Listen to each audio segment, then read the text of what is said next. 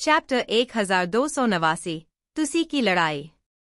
युद्ध बहुत अचानक हुआ। याशलंगताई परिवार ने 20,000 सैनिक एकत्र किए तथा शाजा परिवार और रामिन परिवार ने 2,000 से 2,000 सैनिक प्रदान किए और साथ मिलकर उन्होंने पज्जी परिवार के क्षेत्र में स्थित नाहामू शहर पर हमला बोल दिया। नाहामू शहर पाजी परिवार के लिए एक महत्वपूर्ण भौतिक आधार है। यहाँ बहुत से दास हैं और बहुत सारी सामग्री संग्रहित है। हालांकि डेजी को यह उम्मीद नहीं थी कि वह एक व्यापक युद्ध शुरू कर देगा और एक ही लड़ाई में पूरे पुज परिवार को हरा देगा। हालांकि अगर वे नाहामू शहर पर कब्जा कर लेते तो इससे पुज परिवार को भी भारी नुकसान पहुंचता, जिससे कई उच्च स्तरीय लड़ाकों के नुकसान की भरपाई हो जाती। युद्ध अप्रत्याशित रूप से घटित हुआ। यद्यपि पाजिगेसांग ने पहले से ही व्यवस्था कर ली थी, फिर भी वह दुश्मन के हमले की दिशा का अनुमान नहीं लगा सका। जल्द ही पूरा नाहामू शहर युद्ध में घिर गया। बड़ी संख्या में सैन्य वाहनों ने नाहामू शहर को घेर लिया और शक्तिशाली गोलाबारी ने शहर के एक बड़े क्षेत्र को कवर कर लिया। कुछ ही समय में बर्फ से बनी शहर की दीवार में छेद हो गए। बूम! 30 मीटर से अधिक ऊंची एक दीवार उड़कर गिर गई और हिमस्खलन की तरह बर्फ के बड़े बड़े टुकड़े जमीन पर गिर पड़े। दुनिया के अंत के बाद बर्फ और हिम सबसे आसानी से प्राप्त होने वाली निर्माण सामग्री बन गईं। इसलिए घरों और शहर की दीवारों का निर्माण मुख्य सामग्री के रूप में बर्फ और हिम से किया जाता है। यद्यपि इसका निर्माण आसान है, लेकिन इसे नष्ट करना भी आसान है। तोपखाने से लैस रथों पर सवार याशलंगताई परिवार ने नाहामू शहर पर निर्मम बमबारी शुरू कर दी, जिससे शहर शीघ्र ही आग के समुद्र में बदल गया। डेजी अपने शिविर में खड़े होकर दूरबीन के माध्यम से युद्ध की स्थिति का अवलोकन कर रहे थे।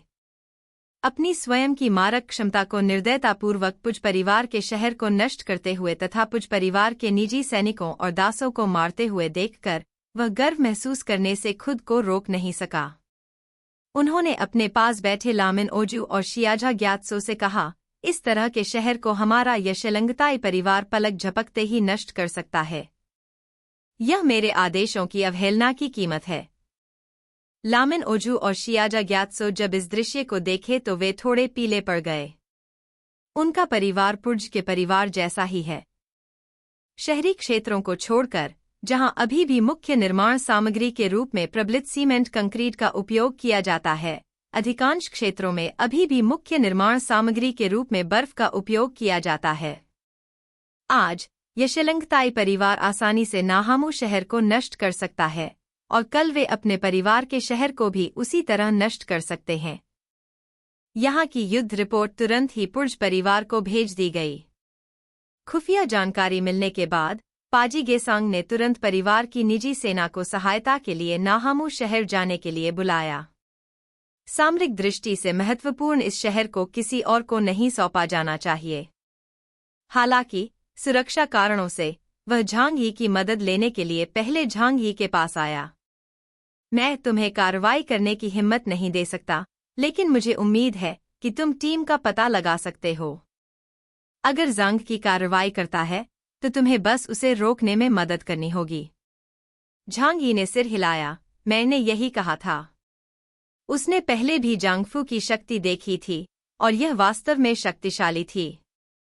लेकिन दुनिया के नंबर 1 रक्षात्मक विशेषज्ञ झांग यी यहाँ मौजूद थे और झांग यू के पास उनसे निपटने का कोई रास्ता नहीं था। यह केवल समय की बात थी कि वे अलग हो जाएं। अगर सचमुच कुछ हुआ तो उसे पाजिगेसांग की रक्षा करनी होगी, भले ही उसकी पहचान उजागर हो जाए।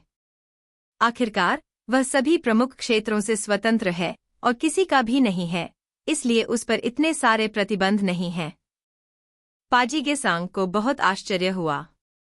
झांग यी अपने आसपास के सभी लोगों के साथ पाजिगेसांग की टीम के पीछे पीछे नाहामू शहर की ओर दौड़ पड़ा। बहुत समय नहीं बीता था कि वे बर्फ और हिम से बने इस शहर में पहुंच गए।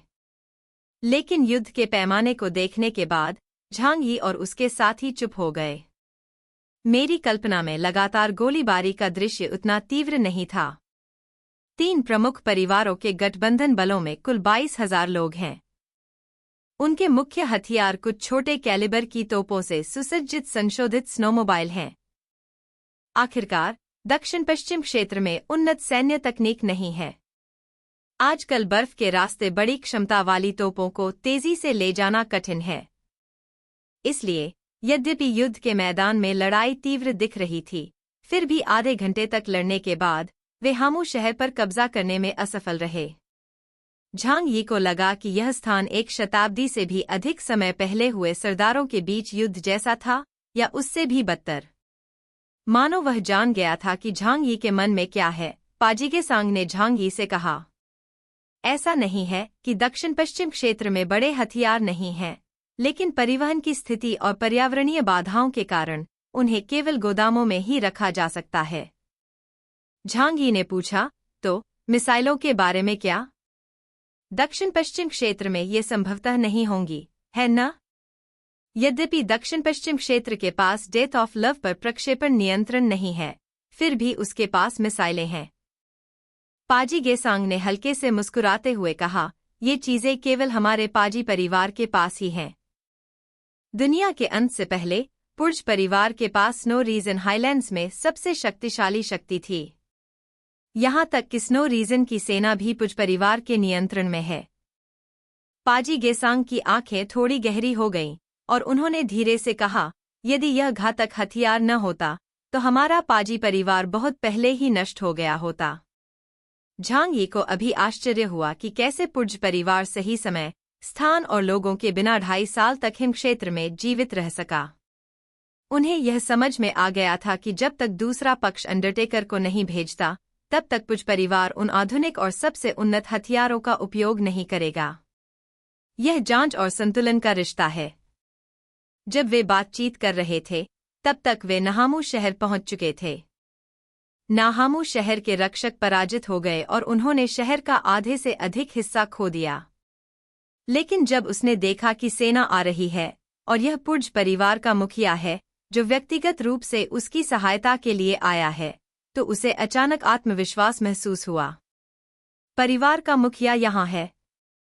भाइयों, यशेलंगताई परिवार के उन बदमाशों की पिटाई करो। पुर्ज परिवार के कुलीन सैनिकों के युद्ध क्षेत्र में शामिल होने के बाद स्थिति तुरंत बदल गई। पाजी परिवार के निजी सैनिक पूरे स्नोई हाईलैंड्स में सबसे कुलीन हैं और उनके हथियार और उपकरण भी सबसे परिष्कृत हैं। हालांकि पाजी गेसन अपने साथ केवल 5,000 लोगों को लेकर आए थे, लेकिन उन्होंने जल्दी ही स्थिति को 50 से 50 की स्थिति पर ला दिया। दूसरे खेमे में देजी का चेहरा उदास था। जब उसने सोचा कि उसके इतने सारे शक्तिशाली लोग मारे जा रहे हैं, तो उसका दिल रो पड़ा। पाजी गेसांग, क्या आप सचमुच पूरे तांत्रिक बौद्ध धर्म को अपना दुश्मन बनाने जा रहे हैं? उन्होंने पाजी गेसांग को एक संदेश भेजा। पाजी गेसांग ने तुरंत जवाब दिया, पाजी परिवार दृढ़ता से तांत्रिक बौद्ध धर्म का समर्थन करता है, लेकिन हम किसी को भी अपनी स्वार्थी इच्छाओं को पूरा करने के लिए तांत्रिक बौद्ध धर्म के नाम का उपयोग करने से मना करते हैं। देजी को वर्तमान पाजी गेसांग की आदत नहीं है। पहले तो पाजी गेसांग हमेशा उसके सामने चापलूसी भरा व्यवहार करता था, लेकिन अब पाजी गेसांग सख्त हो गया है। यह सही है, झांग यिक्सिन के साथ वह जो चाहे कर सकता है। यदि हम स्तर के अंडरटेकर के अस्तित्व को नजरअंदाज कर दें, तो 2.5 साल के दमन के बाद भी पुर्ज परिवार की शक्ति एचरोंते परिवार के साथ प्रतिस्पर्धा कर सकती है। अतीत में सहनशीलता के कारण यासेरलांगताई परिवार को यह भ्रम हो गया था कि वे कमजोर हैं और उन्हें धमकाया जा सकता है। लेकिन वह यह नहीं जानता था कि शुरू में उसकी सहनशीलता उसे अचानक से आश्चर्यचकित करने के लिए थी। देजी ने गुस्से से कहा, आपने अपने आदमियों को तांत्रिक बौद्ध धर्म के संरक्षक वज्र को मारने की अनुमति दी। यह तांत्रिक बौद्ध धर्म के साथ विश्वासघात है। आक्रामक सेना को देखते हुए पाजी गेसांग चुआनझाओ धर्म सभा के समक्ष यशेलंगताई परिवार के साथ पूर्ण पैमाने पर युद्ध शुरू करने के लिए तैयार नहीं थे। उसने झांग यी की ओर देखा जो उसके बगल में खड़ा था। इस समय झांग यी ने अपना चेहरा एक मुखौटे से ढक लिया, लेकिन जब वह वहां था तो पाजी गेसांग को लगा कि उसकी पीठ सीधी हो सकती है। उसने देजी से कहा, त्रिपा, चुआनझाओ धर्म सभा आयोजित होने वाली है। क्यों न हम दोनों रियायतें दें? मैं तुम्हें बड़ी मात्रा में सामग्री और सरफों से मुआवजा दूंगा और तुम्हें अपनी सेना वापस बुला लेनी चाहिए और स्थिति को नहीं बढ़ाना चाहिए। देजी ने अपनी आंखें सिकोड़ ली और गहरी आवाज में कहा, आपके लोगों ने 4 धर्मरक्षकों को मार डाला। आपको क्या लगता है कि मेरी माफी खरीदने में कितना खर्च आएगा? जब पाजी गेसांग को पता चला कि देजी इतनी आसानी से हार मानने वाला नहीं है, तो उसके चेहरे पर उदासी छा गई। क्या पिछले कुछ वर्षों में आपके सांगजिया मंदिर के संरक्षकों के हाथों कई फाजी लोग नहीं मारे गए हैं? देजी ने ठंडी सांस ली, वे सभी मरने के लायक हैं। पाजी गेसांग, अगर तुम जिद्दी बने रहे तो तुम भी उनके नक्शेकदम पर चलोगे। इस समय डेजी निडर थी। वह अकेले व्यक्ति नहीं है जिन्होंने सेना भेजी है। शजा परिवार और रामन परिवार दोनों ने सेना भेज दी है। इन दोनों परिवारों ने अपने कुल में शीर्ष प्रतिभाओं को शामिल किया। यदि सचमुच लड़ाई छिड़ गई तो पुर्ज परिवार को निश्चित रूप से भारी नुकसान होगा। देजी, तुम क्या चाहते हो? पाजी गेसांग की आवाज बेहद ठंडी थी और उन्होंने सीधे देजी का नाम लिया। देजी ने ठंडे स्वर में कहा, नहामू शहर छोड़ दो और धर्मरक्षक वज्र को मारने वाले हत्यारे को भी सौंप दो। केवल उसके खून से ही हम मृत आत्मा का स्मरण कर सकते हैं। यह सुनकर पजीगेसांग जोर से हंस पड़ा। यदि यह केवल हामू शहर को सौंपने की बात होती तो वह दांत पीसता और सोचता कि क्या इसका मतलब भारी मात्रा में खून बहाना है। लेकिन जब बात झांगी की आती है तो बात करने के लिए कुछ भी नहीं है। देजी, अगर तुम्हें हिम्मत है तो हमारे पुज परिवार के साथ युद्ध करो। हमारे पुज परिवार के लोग कायर नहीं हैं। हवा में बारूद की गंध और अधिक तीव्र होती जा रही थी और हर सैनिक के चेहरे पर शीतलता, निर्दयता और मृत्यु के प्रति निडर रवैया झलक रहा था। इसके विपरीत डेजी पाजीगेसांग के असामान्य व्यवहार से थोड़ा उलझन में थी। सामान्य प्रथा के अनुसार पजिगसंग राजा को बचाने के लिए केवल किश्ती की बलि दे सकता था, फिर आज वह इतना कठोर क्यों हो गया? उसके बगल में बैठे लामिन ओजू ने भी फुसफुसाते हुए कहा, चिबा, इस बात को इतना तूल मत दो।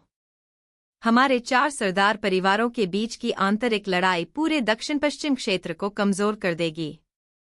क्या इससे बाहरी लोगों को इसका फायदा उठाने का मौका नहीं मिलेगा? दूसरी ओर जियाजा ग्यात्सो ने भी यही बात कही। मजाक कर रहा हूं। हालांकि वे यहां सेना लाने के लिए सहमत हो गए थे, लेकिन उनका इरादा इन 2 परिवारों के मामलों को लेकर मौत तक लड़ने का नहीं था।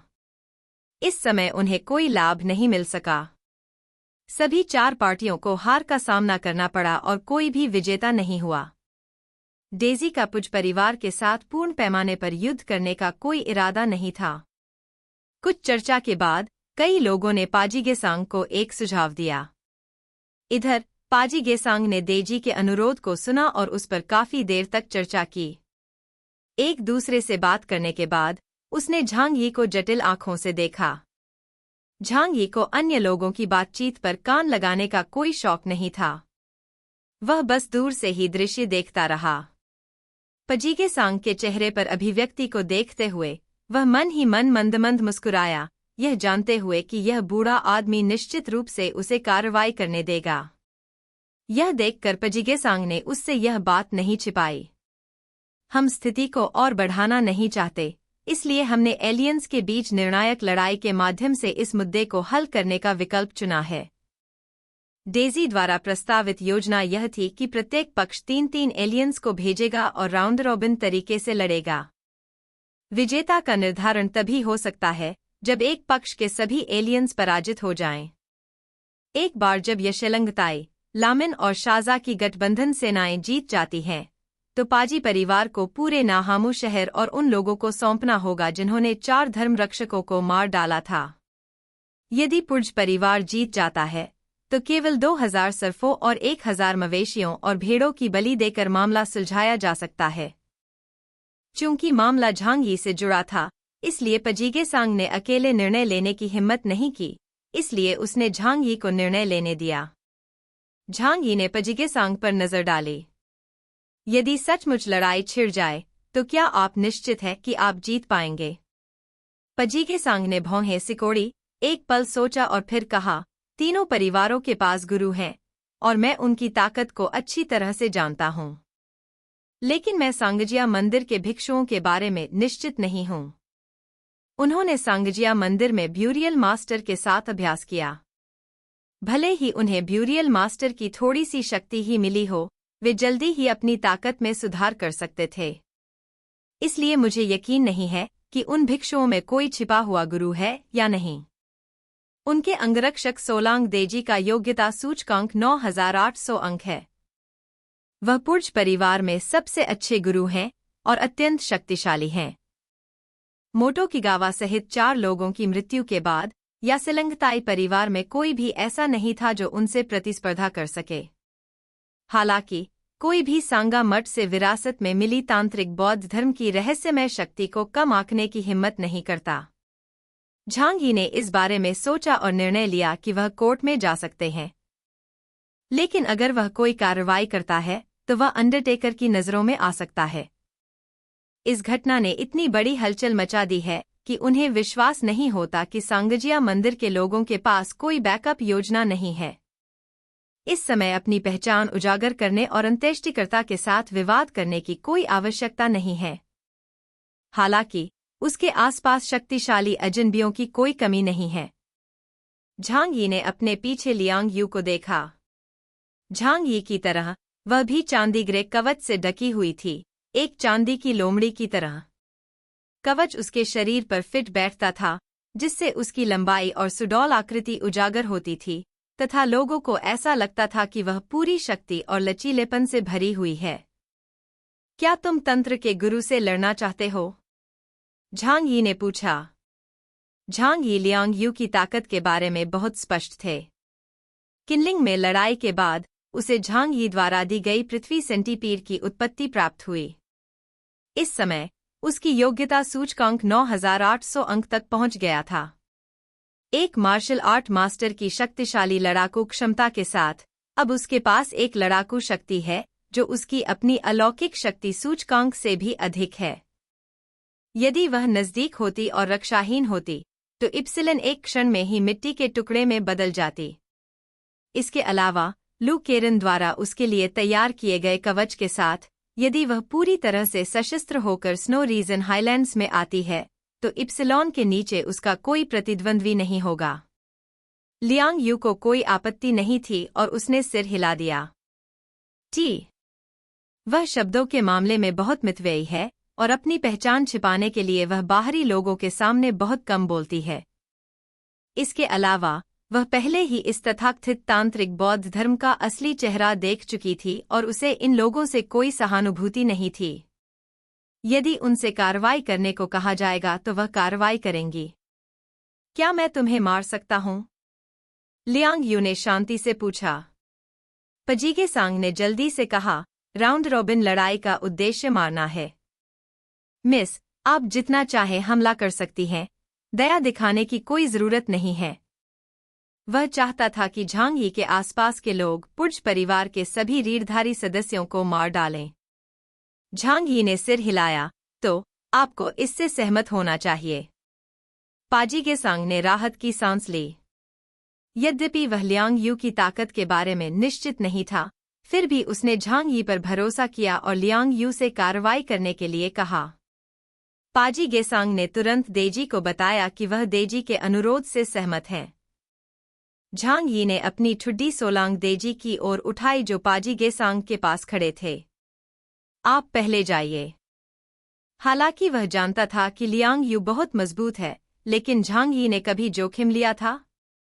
इस तरह की राउंड रॉबिन लड़ाई में यह स्वाभाविक है कि तोप के गोले को पहले रास्ता तलाशने दिया जाए और प्रतिद्वंद्वी की ताकत का परीक्षण किया जाए। सोलांग देजी ने सिर हिलाया। तभी उसने बगल की ओर देखा और निजी गार्ड के कमांडर इन चीफ कियोंगड़ा को देखा। आप पहले जाइए। कियोंगड़ा भी शिक्षित था और उसे तियानजी की घुड़दौड़ की कहानी पता थी। हालांकि बर्फीले पठार पर मौजूद सभी लोग बहादुर हैं। उसे मौत से कब डर लगा है? पाजीगे सांग ने भी कियोंगड़ा को एक दृढ़ दृष्टि से देखा। यदि आप जीत नहीं सकते तो बस हार स्वीकार कर लें। हार मानने की कोशिश न करें। पाजीगे सांग ने गंभीरता से याद दिलाया। इस तरह की राउंड रॉबिन लड़ाई बहुत क्रूर होती है। बर्फीले क्षेत्र से गुजरते समय परिवार अक्सर चारागाहों और जल स्रोतों के लिए प्रतिस्पर्धा करने हेतु इस तरह के द्वंद्व युद्ध में शामिल होते हैं। हालांकि जब तक आप हार स्वीकार कर लेते हैं, तब तक दूसरा पक्ष आमतौर पर आपको नहीं मारेगा। हालांकि हिम क्षेत्र के ये लोग युद्ध के मैदान में हार स्वीकार करना अपमानजनक मानते थे और आत्मसमर्पण करने की बजाय युद्ध में मरना पसंद करते थे। लेकिन अब जोंडा भी पुज परिवार की एक महत्वपूर्ण लड़ाकू शक्ति है और वह चाहेगा कि जोंडा युद्ध में मरने के बजाय असफल हो जाए। क्योंगड़ा एक पल के लिए झिझका, लेकिन फिर भी सिर हिलाया और दबी हुई आवाज में कहा, मास्टर, मुझे पता है। दोनों पक्षों ने अपने सैनिकों को वापस बुला लिया, जिससे नाहामू शहर के सामने विशाल बर्फ के मैदान पर सैनिकों के लिए एक विशाल युद्ध क्षेत्र बन गया। दोनों पक्ष बर्फीले मैदान में एक दूसरे के आमने सामने हुए और क्योंगड़ा युद्ध के मैदान में सबसे पहले पहुंचे। वह अतिशयोक्तिपूर्ण तरीके से आगे बढ़ा, फिर अपना लबादा फाड़ दिया, जिससे उसका मजबूत और मांसल शरीर सामने आ गया। एक सशक्त एलियन के रूप में वह अपने शरीर की रक्षा के लिए इतनी पतली लड़ाकू वर्दी का उपयोग करने का आदी नहीं था। चलो चलो, तुमने किसे भेजा है? यहाँ आओ और मर जाओ। मैं तुम्हें दिखाऊंगा कि पुज परिवार के लोग कितने शक्तिशाली हैं। क्योंगड़ा जोर से चिल्लाया। उसके चेहरे पर कोई डर नहीं था, बल्कि वह जोरदार हंसी से हंस रहा था। यह देखते ही देजी की नज़र लामिन ओजू और जियाझा ग्यात्सो पर पड़ी। इस प्रतियोगिता में हमारे तीनों परिवार एक एक व्यक्ति को भेजेंगे। आप दोनों को शर्म नहीं करनी चाहिए और अपने अधीन सभी शक्तिशाली एलियंस को बाहर भेज देना चाहिए। लामिन ओजू और जियाजा ग्यात्सो भी इस समय कठिन स्थिति में थे।